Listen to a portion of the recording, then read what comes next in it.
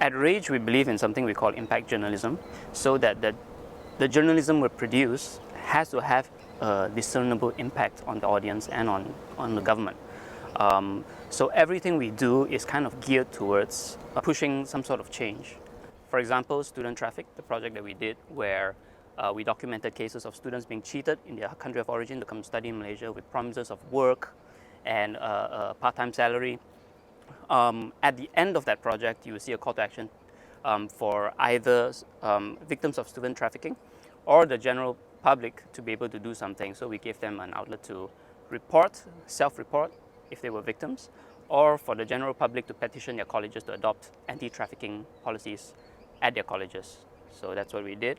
I don't know how impactful that project was, but I think audiences appreciate that you went that extra effort to tell them that this is a thing that you can do for these people. We did a story about debt bondage, and we realized that migrants are so used to paying for recruitment fees, but nobody really knew how much they had to pay in total when you would calculate for the interest fees that are put on top of these recruitment fees. So what we did was we developed an interest rate calculator given the information that is found on a migrant's payment sheet.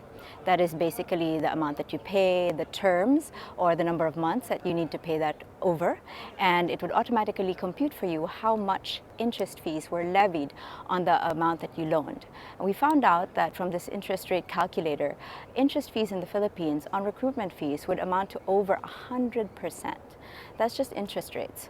So we inputted that, or we embedded that interest rate calculator into one of our stories. It was a way of showing how migrants wind up in debt bonded situations because they end up borrowing money to pay for recruitment fees that they'll have such a hard time paying for. We wanted to achieve two things with this interest rate calculator. Number one, we wanted to show exactly how much and to show that it was just an unconscionable amount. Number two, we also wanted to provide a service to the community or to all migrants who want to find out, how much am I really paying, and provide it in such a way that was easy and accessible and that everyone could understand.